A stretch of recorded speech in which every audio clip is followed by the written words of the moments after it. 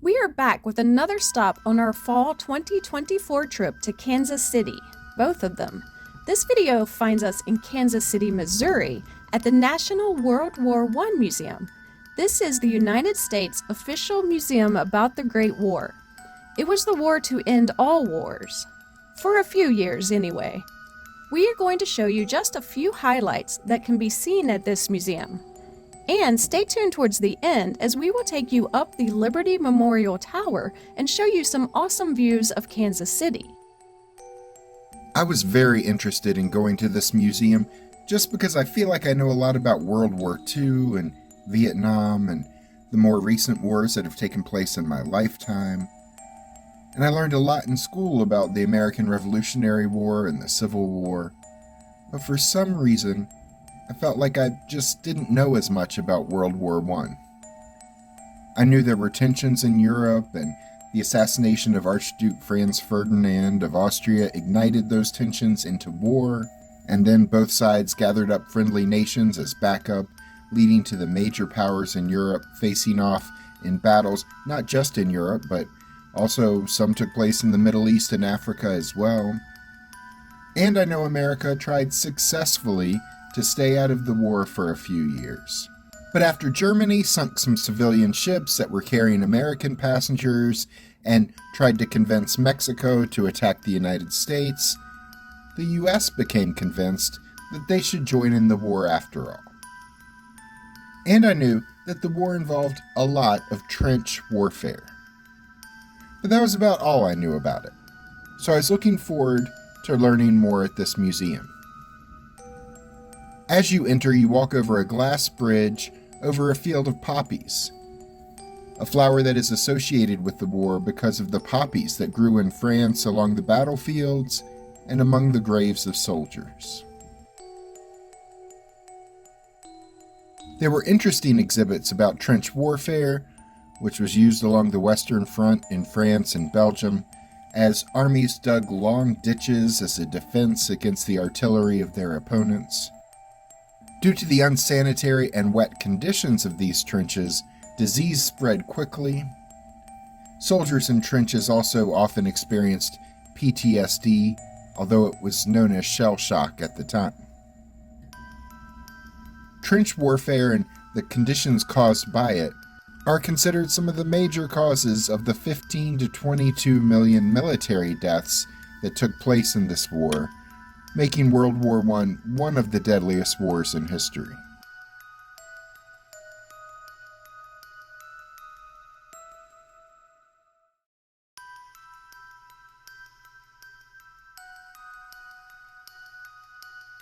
There's also an exhibit about the war at sea, as World War I was the first war where battleships were widely used, as the English had built their dreadnought battleships, though they did end up being outnumbered by German submarines.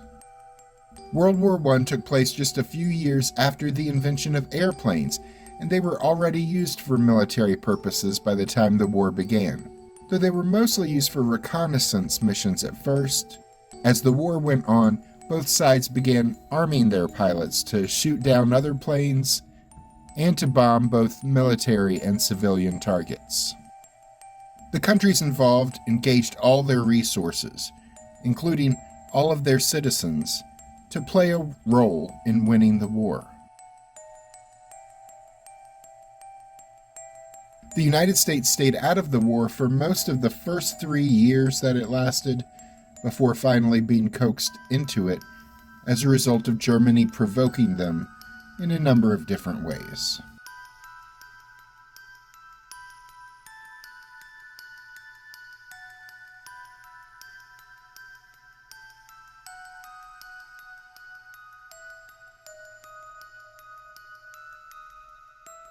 Once they were in, American soldiers and civilians alike were called upon to support the war efforts.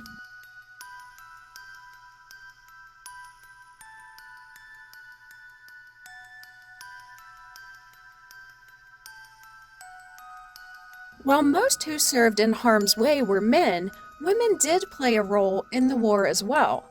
The museum had exhibits about that. Women served in medical and communications roles in the war, while women back home took up factory and farming jobs that men left behind to go fight in the war.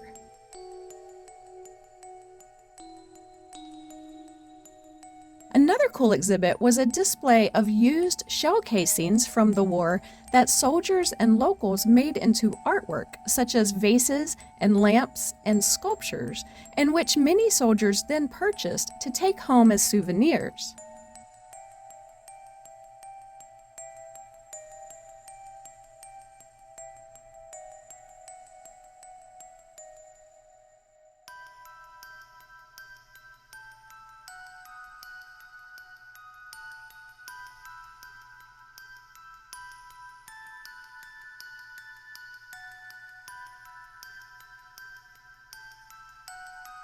In 2023, the museum opened an open storage section in its basement.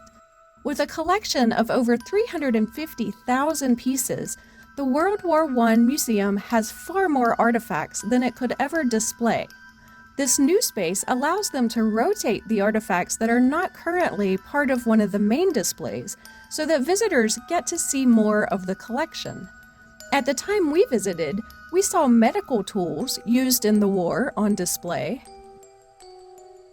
toys that celebrated some of the weapons of the war, including tanks, which were big since World War I was the first war where tanks were used.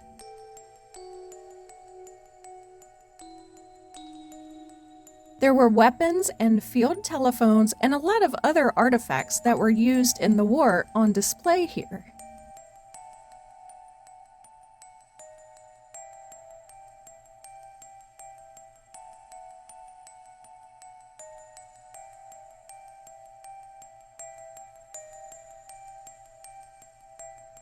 This collection also included the contents of a 100-year-old time capsule that was placed in the tower when it was built 100 years ago. The capsule included newspapers featuring headlines about World War I and a letter from President Calvin Coolidge, who was in office when the time capsule was created. It had some other items as well. Next, I went up to the roof to visit Liberty Memorial Tower. This rooftop memorial features two Assyrian sphinxes, one representing memory, facing the east and the battlefields of France, shielding its eyes from the horrors of war.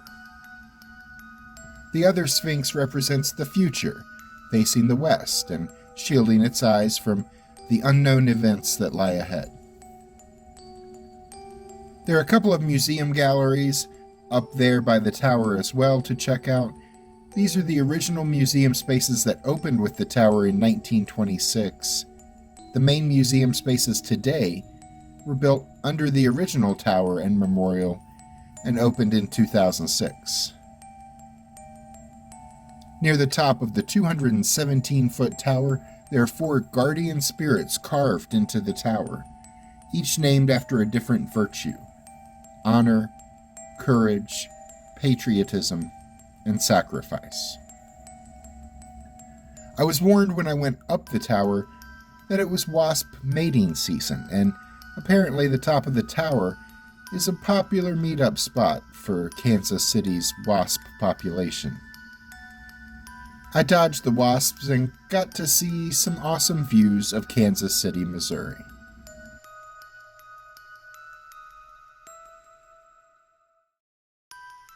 There's an elevator that takes you up near the top of the tower, but you will have to climb 45 stairs once you get off the elevator in order to get to the top and get out on the open-air observation deck.